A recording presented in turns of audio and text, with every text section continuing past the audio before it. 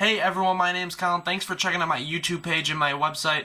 You are here right now to see another edition of my Lollapalooza 2014 lineup predictions video blog. I got a couple of bands to talk to you about in this one. The first one is Nick Cave and the Bad Seeds. Last year, Nick Cave and company released their 15th studio album, Push the Sky Away, to huge acclaim, and they've been touring excessively for it ever since. It recently released dates for a 2-month-long North American stint that does not include any Chicago dates. Even though they haven't announced any festivals yet, the tour goes in June and July, so it wouldn't be out of this world to expect for them to start announcing some soon. Their tour ends on the last day of July in Canada, so Nick Cave's probably going to be hitting Osheaga before they come down to Lollapalooza for a Saturday or Sunday night show. Another band that you can expect to see this year at Lollapalooza is Neutral Milk Hotel.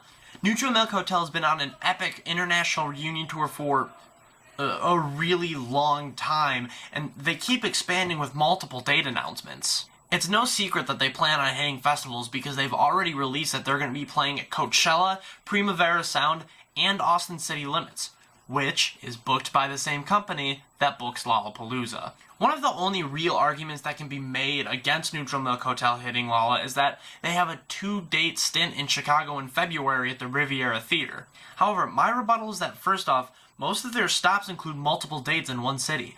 They're currently in the middle of a 7-date stop in New York alone. So 2 dates in Chicago isn't really enough to count them out.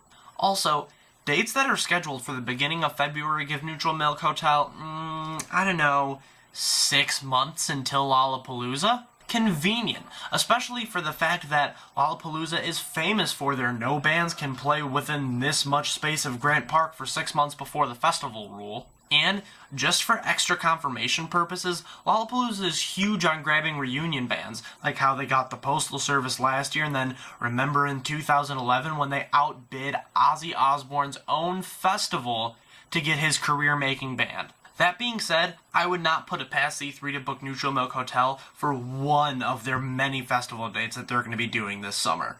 As I said earlier, I'm going to do a little bit of a shake-up in this video by saying that there is one specific band that definitely will not be at Lollapalooza this August. That band is Arcade Fire. Here's my justification.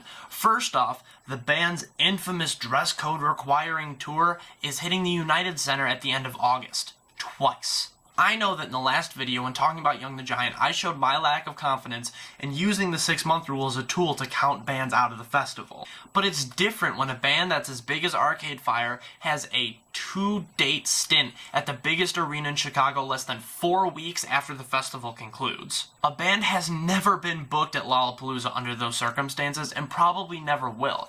And if you want to make an even bigger splash, neither of the United Center tour dates are sold out yet. So the people who would be planning on going to Lollapalooza to see Arcade Fire are not going to spend the extra hundreds of dollars to see them there instead of at the United Center. So what does that mean? That means that all of the people who would love to go to Lollapalooza to see Arcade Fire have already bought tickets to the United Center show. And just one more small point.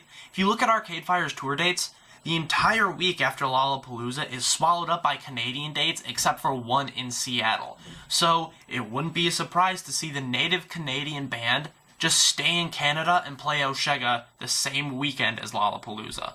Thank you so much for watching, and check back soon. I have a lot more bands that I need to talk about before the Lollapalooza lineups come out this spring. If you missed my last video, be sure to check it out here. And also, you can subscribe to my YouTube channel, check out my website, and if you have any questions, comments about the Lollapalooza lineup, or you just want to chat, send me an email. My email is going to be popping up on the screen somewhere around here. So, thank you again for watching, and I'll be back soon. Look forward to seeing you guys.